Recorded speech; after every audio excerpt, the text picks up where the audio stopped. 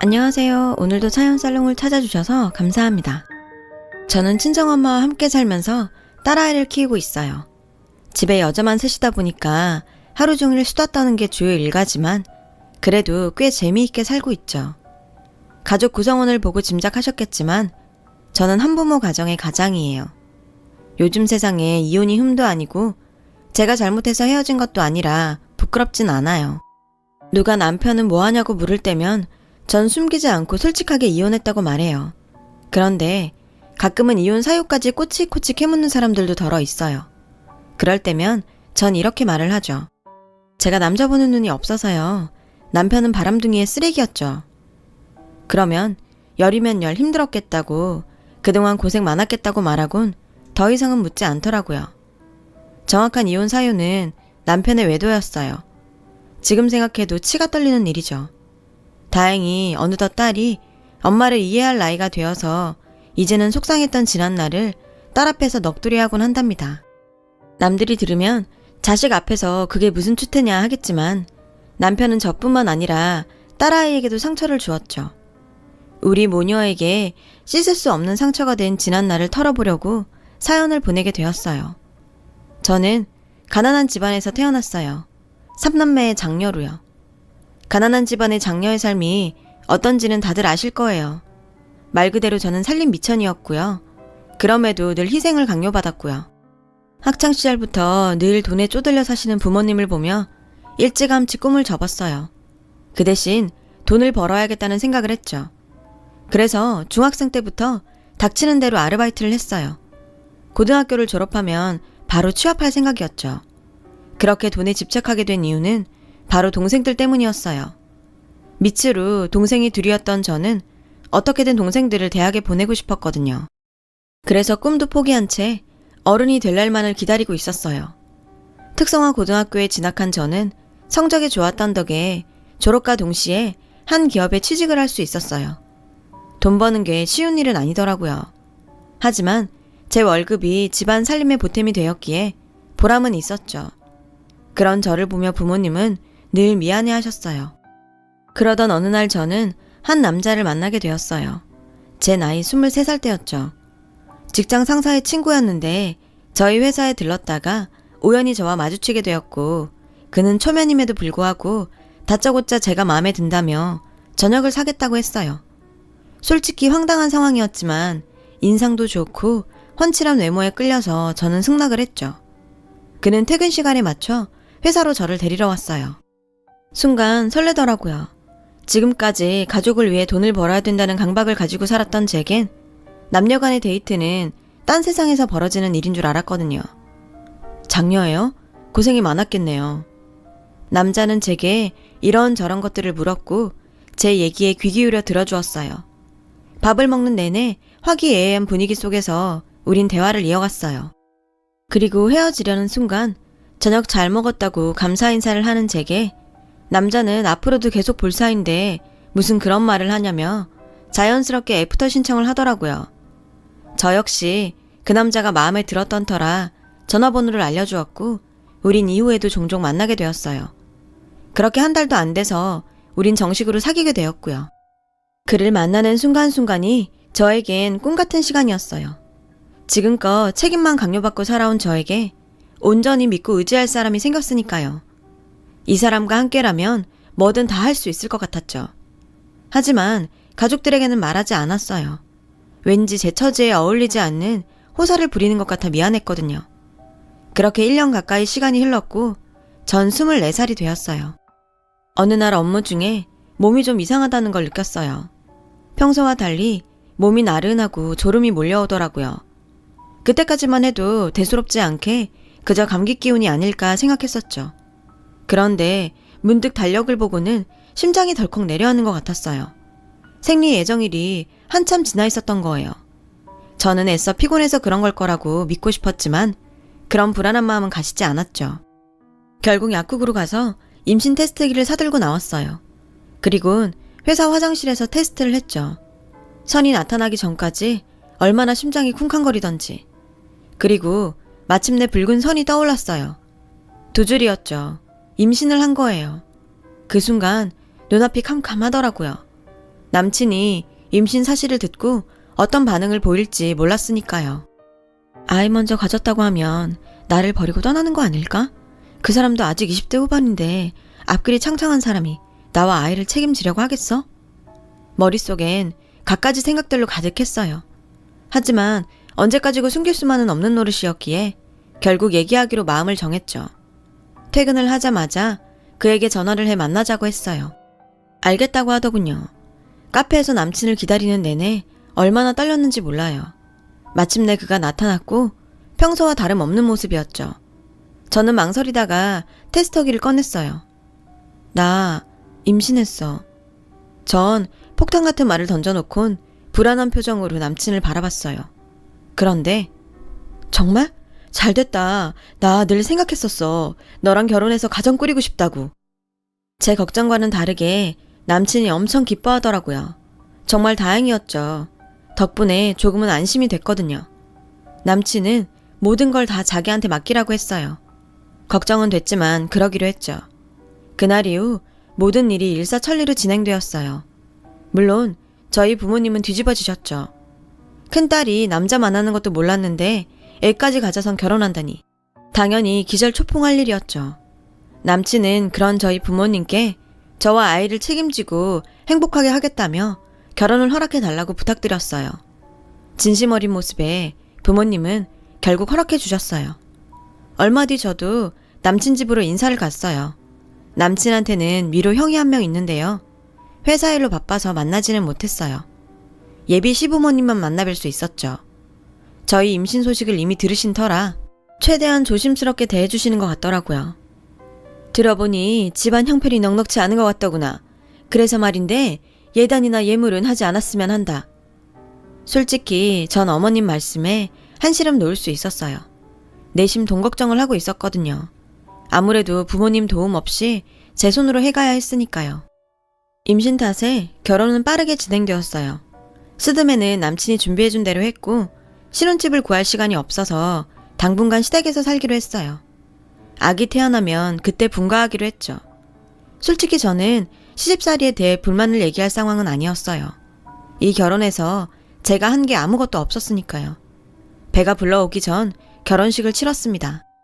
결혼식은 꽤나 크게 치렀어요. 아버님의 사업 덕에 많은 손님들이 오셨어요. 그래도 난데없이 24살밖에 안 된 딸을 시집 보내게 된 부모님 얼굴에 기쁨보다는 걱정이 더 많이 보였죠. 반면에 저는 살짝 들떠 있었어요. 부모님과 동생들한테는 미안하지만 어깨에 짊어지고 있던 짐을 내려놓은 것처럼 시원하기도 했죠. 더 이상 내가 책임지는 입장이 아닌 누군가의 보호를 받는 입장이 되었다고 생각하니 가슴을 누르던 돌이 빠져나간 것 같았거든요. 든든한 남편, 예쁜 아기와 함께 행복한 가정을 꾸리고 살 거라고 생각했어요. 신혼여행에서 돌아온 우리 부부는 바로 시댁에 들어가 신혼생활을 시작했어요. 그리곤 태교를 위해 회사에 휴가를 신청하려고 했죠. 남편이 먼저 권한 일이었어요. 지금 생각하면 그때 무슨 생각으로 그랬을까 싶기도 합니다. 저를 위한 일은 아니었을 것 같아서요. 여튼 그 얘기를 들으신 시어머니께서 펄쩍 뛰시더라고요. 아니, 너 지금 내 아들만 일 시키고 너는 놀려고 그러니? 머리가 있으면 생각 좀 해봐라. 너 네 남편이 시아버지 회사서 근무하는 거 아니 모르니? 우리 집 며느리가 지 남편은 일 시키고 저는 집에서 논다고 회사에 소문이라도 나면 어쩌려고 그래? 제발 생각을 좀 하고 살아라. 사실 시아버지께서 사업을 하셔서 남편이 그곳에서 일을 하고 있거든요. 아무래도 회사 오너 집안이다 보니 남의 눈 신경 쓰는 거야 이해는 해요. 하지만 저도 임신한 마당에 마냥 힘들게 일을 할 수는 없을 것 같더라고요. 어머님, 제가 부쩍 몸도 무거워졌고 업무가 많아서 힘에 부쳐서요. 저라고 언제까지고 놀 생각은 없어요. 아기 낳으면 당연히 복직할 거예요. 그러니까 지금은 휴직하게 해주세요. 아니 그게 무슨 소리야? 애 태어나면 집에서 육아를 해야지. 그러니까 지금 끝까지 바짝 벌어놓으라는 얘기다. 그때 가서 편하게 살림하며 애 보면 될 것 아니니? 어머님은 완고하셨어요. 사실 결혼 후에도 제가 계속 일을 했던 건 친정에 생활비를 대줘야 했기 때문이었어요. 남편도 알고 있었어요. 그래서 짐이 되기 싫어서 제가 벌어 제가 친정을 도왔어요. 하지만 최근에 여동생이 미용사로 취직을 해서 돈을 벌고 있는 데다 남동생도 전문대를 졸업하고 취업을 앞두고 있어서 더 이상 그럴 필요가 없게 되었어요. 그래서 임신하고 힘들 때 좀 쉬다가 다시 복직할 계획을 세운 거였고요. 하지만 시집 올 때 들고 온 것 하나도 없는 저로서는 눈치가 보여 어머님 말씀을 거스를 수가 없었어요. 남편은 애 낳으면 바로 분가할 테니 그때까지 조금만 참으라고 하더군요. 그래서 저는 당분간 일을 계속하기로 했어요. 그런데 일이 생겼지 뭐예요. 제가 회사에서 과로로 쓰러진 거예요. 다행히 태아한테는 이상이 없었지만 그 일로 저는 겁을 먹게 됐죠. 그래서 일단 회사에 휴가를 내고 얼마 뒤 어머님께 솔직히 말씀드렸어요. 그러자 어머님께서 이러시더군요.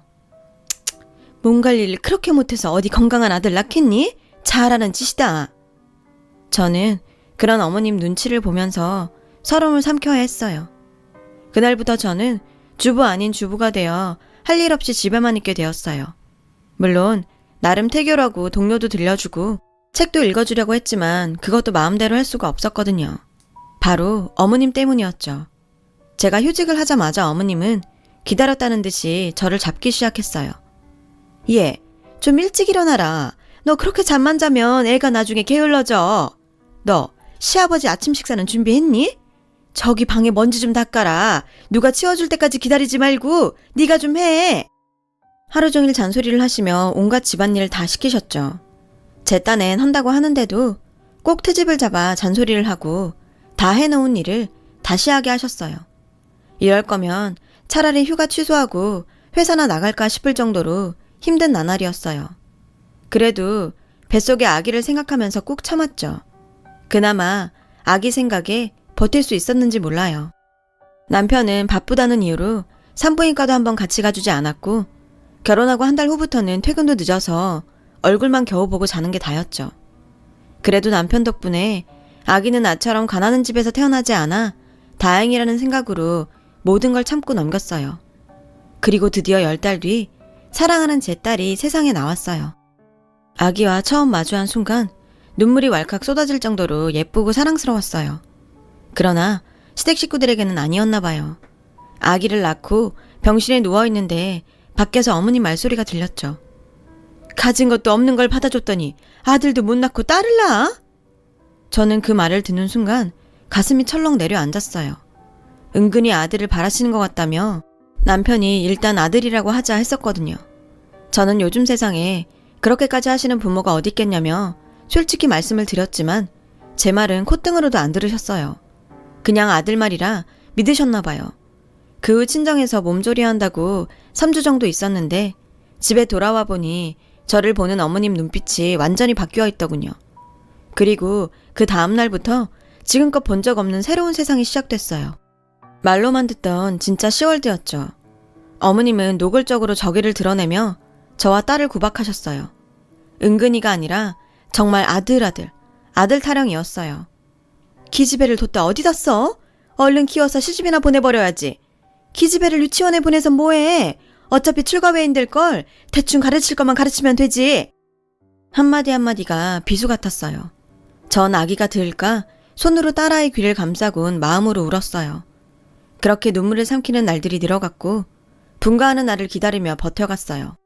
하지만 생각지 못한 불행이 닥쳤어요. 바로 남편과 이혼하게 된 것이죠. 사유는 앞에서 밝혔다시피 남편의 외도였어요. 하지만 저를 더욱 비참하게 만든 건 남편의 외도가 아니었어요. 어느 날 어머님은 외출을 하시고 딸아이와 둘이 집을 지키고 있는데 누가 초인종을 누르더라고요. 보니까 고급스럽고 화려한 옷차림의 여자였어요. 제가 누구냐고 물었더니 이희진 씨 만나러 왔어요. 글쎄, 저를 만나러 왔다지 뭐예요. 그 말에 전 문을 열어주었어요. 그랬더니 그 여자는 당당하게 집 안으로 들어와선 턱하니 거실 소파에 앉더라고요. 나 그쪽 남편이랑 만나는 사이예요. 저는 그게 무슨 말이냐고 물었고 그 여자는 친절하게도 차근차근 설명을 해주더라고요. 잘 들어요. 매도 먼저 맞는 게 낫다 싶어서 내가 먼저 온 거니까. 나 그쪽 남편이랑 만난 지 1년 다 되어가요. 당신 남편이 결혼하자고 프로포즈까지 한 상태고요. 물론 유부남인 거 알고 시작했어요. 그 사람이 그러더라고요. 부인이랑은 곧 이혼할 거니까 자기랑 결혼하자고. 이런 얘기 남편한테 듣는 것보단 나한테 듣는 게 낫지 않아요? 손이 부들부들 떨리고 심장이 요동을 쳤어요. 참으려고 해도 나도 모르게 눈물이 흘렀죠. 나는 집에서 어머님의 그 모진 폭언을 견디며 아기와 버티고 있었는데 이 인간은 제가 임신했을 때부터 이미 다른 여자랑 놀아나고 있었던 거예요. 무엇보다 화가 나는 건 내 앞에 앉은 상간녀가 어이없게도 날 가엾다는 듯 바라보고 있다는 거였죠. 그날 밤 퇴근하고 돌아온 남편을 붙잡고 추궁했어요. 남편은 당황한 기색이었지만 이내 순순히 인정을 하더군요. 그리곤 작정한 듯 떠들었어요. 위자료라면 섭섭치 않게 챙겨줄게. 그러니까 이혼해주라. 애도 내가 잘 키울 테니 걱정 말고. 아이를 데려간다는 말에 전 꼭지가 확 돌았어요. 절대로 어머님 있는 집에 내 딸을 남겨놓을 순 없었거든요. 그건 절대 안 돼. 내 배 아파 낳은 내 딸이야. 누구 맘대로 당신이 키운대? 다른 건 몰라도 아이는 안 돼. 그러자 남편이 절 보고 한심하다는 표정을 지으며 그러더군요. 솔직히 네가 가진 게 뭐가 있어? 애 교육은 제대로 시킬 수 있을 것 같아? 그래, 우리 엄마가 손주 욕심 있는 거 나도 인정해. 그래도 여기 있으면 먹고 사는 거 걱정 안 해도 되잖아. 그리곤 절 위로한답시고 그러더군요. 걔 좋은 여자야. 겉모습이 화려해서 그렇지 착하고 아이도 잘 돌본다고. 우리 애도 자기 딸처럼 돌봐주겠다고 이미 약속까지 했어. 기가 막히고 어이가 없어서 저는 소리를 질렀어요. 미친 소리 하지 마. 내 딸 절대 못 줘. 그러자 남편은 며칠 뒤 보란듯이 이혼 소장을 제게 보냈어요. 저는 법원을 들락거리며 양육권을 얻기 위해 최선을 다했어요. 하지만 남편에 비해 경제력이 없었던 저는 양육권을 뺏기고 말았어요. 그렇게 저는 위자료만 받고 이혼을 하게 되었어요. 딸아이 첫돌도 치르지 못한 시점이었죠. 남편은 위로랍시고 아이는 정기적으로 볼 수 있게 해주겠다고 선심을 쓰더군요. 저는 그렇게 피눈물을 흘리며 친정으로 돌아왔어요. 친정 부모님은 저의 불행이 모두 당신들 탓이라며 자책을 하셨어요.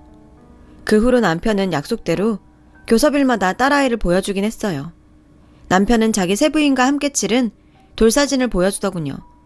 그런데 그날을 끝으로 남편에게선 더 이상 연락이 오지 않았어요. 전화번호를 바꿨는지 없는 번호로 나오더군요. 하는 수 없이 전 무작정 시댁으로 찾아갔어요. 이혼한 지 반년 만이었죠. 어머님은 여전히 절 못마땅한 눈빛으로 보시며 이러시더군요. 우리 아들 미국 갔다. 거기서 새아기랑 네 딸 데리고 살 거다. 그러니 더 이상 찾아올 것 없다. 하늘이 무너지는 것 같았어요. 왜요? 왜 제 딸을 저한테 말도 없이 자기들 멋대로 미국에 데려가요? 그런 일이 있으면 저한테 말은 해야죠. 당장 그 사람 전화번호 가르쳐 주세요. 고마운 줄도 모르고 어디서 큰 소리야. 니들 어차피 끝난 사이 아니니? 이참에 너도 정 떼고 새 인생 살려고 배려해주면 고맙습니다 하고 떨어질 일이지. 어디 와서 행패야? 어머님은 절 문 밖으로 쫓아내셨어요. 그리곤 다시는 문을 열어주지 않으셨죠. 집으로 돌아온 저는 엄마를 붙잡고 한참을 울었어요. 마음 같아선 당장 미국으로 쫓아가서 내 딸을 찾아오고 싶었지만 간다고 만날 수 있는 것도 아니어서 마음만 졸이며 남편한테 연락이 올 때까지 기다릴 뿐이었어요. 그렇게 전 한동안 알아 누웠어요. 뭘 먹으면 다 개워내고 몸도 마음도 항폐해진 저는 결국 삶의 의지마저 잃어갔어요. 그런 딸을 지켜볼 수밖에 없었던 저희 엄마는 눈물로 밤을 지새우셨죠. 그렇게 삶의 희망을 놓은 어느 날 일이 터졌어요. 저희 아빠가 시댁에 가서 손녀딸을 내놓으라고 난동을 부리신 거예요. 죽어가는 딸을 보며 참을 수 없었던 거죠. 시어머님은 그런 아빠를 고소했고 제 동생들은 시댁에 찾아가 손이 발이 되도록 빌어서 겨우 합의를 했어요. 그런 모습을 보고 전 마음을 다잡았어요. 가족까지 상처 입힐 수는 없으니까요.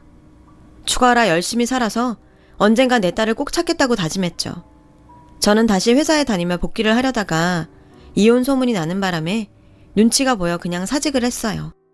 다행히 경력을 인정받아 새 직장을 구할 수 있었죠. 저는 야근도 마다 않고 열심히 일했어요. 틈틈이 영어 공부도 했고요. 제게 남은 딸아이의 흔적은 신생아 때 병원 팔찌를 차고 찍은 사진과 발도장이 찍힌 종이 한 장뿐이었어요. 전 그걸 보며 버티며 살아갔어요.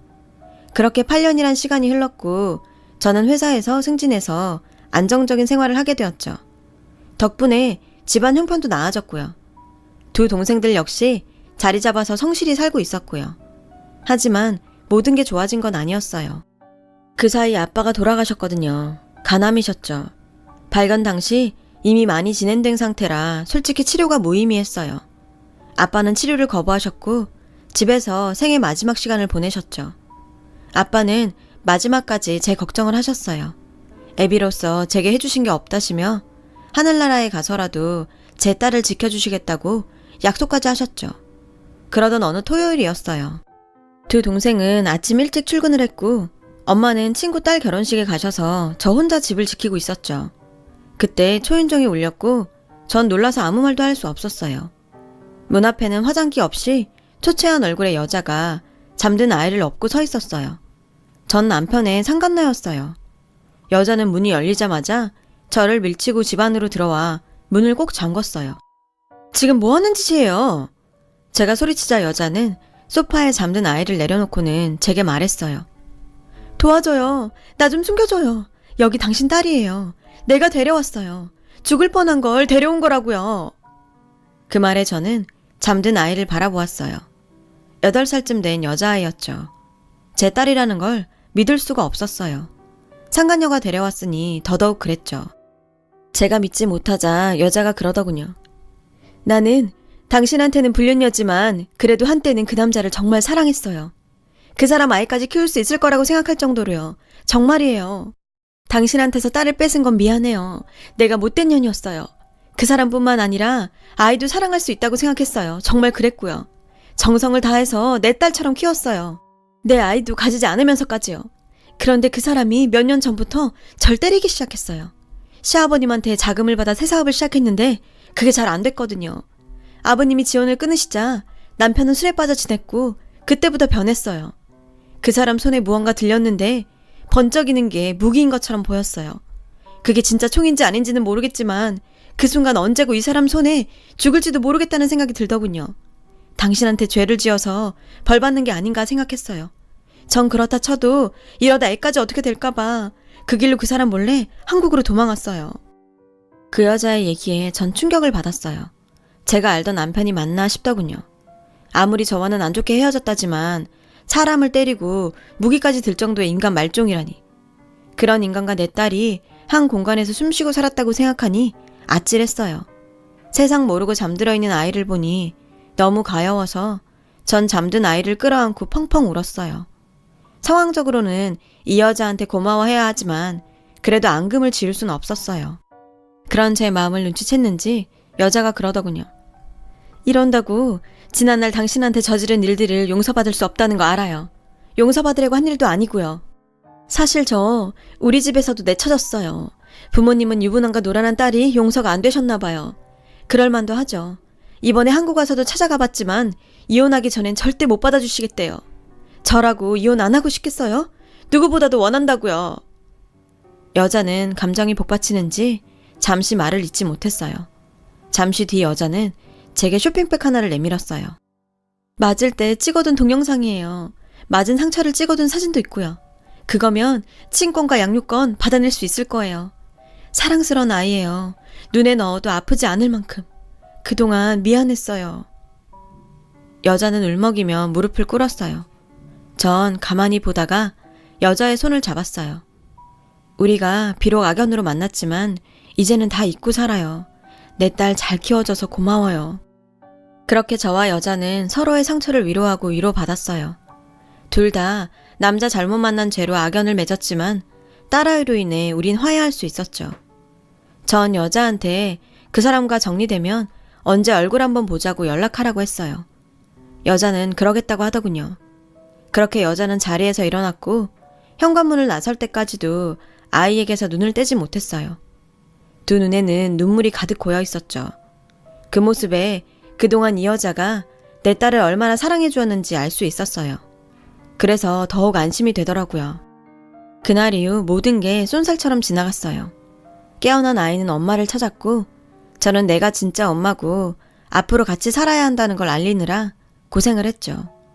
여자는 아이의 적응을 위해 종종 찾아와 도움을 주었어요. 딸아이가 저를 받아들이기까지는 시간이 꽤 걸렸어요. 다행히도 아이는 어른스럽게 받아들였죠. 그리고 얼마 뒤 전 남편이 한국으로 돌아왔어요. 그리고 본격적으로 그 여자와의 이혼 소송이 시작됐고 동시에 저와의 친권과 양육권 싸움도 시작됐어요. 여자가 가져다 둔 증거들로 인해 9년 전과는 확연히 다른 상황이 전개됐죠. 남편은 결격 사유가 많아진 반면 저는 이전에 비해 경제력도 상당히 상승했고 아이를 키우기에 적합한 환경을 갖추고 있었으니까요. 결국 친권, 양육권은 제게로 넘어왔어요. 그 여자 역시 이혼을 했습니다. 전 남편의 잘못이 인정되어 엄청난 위자료를 받을 수 있게 됐죠.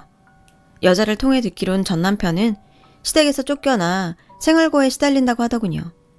여자는 현재 미국에 거주하고 있는데 요즘에도 자주 연락을 주고받고 있어요. 비록 본처와 상간녀로 만났지만 지금은 언니 동생하며 지내고 있죠. 그리고 딸아이가 중학교에 들어가던 해 저는 이 모든 상황을 얘기해 주었어요.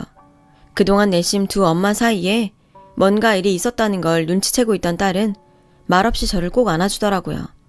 자신도 많이 힘들었을 텐데 말이에요. 딸아이는 현재 누구보다 밝고 명랑하게 자라고 있어요. 언젠가 전 남편이 연락을 해서는 딸아이를 보게 해달라고 했지만 딸애가 거절하더라고요. 시어머니한테도 마찬가지였죠. 그래도 아빠랑 할머니인데 한 번은 만나보는 게 어떻겠냐고 했지만 딸애는 완강했어요.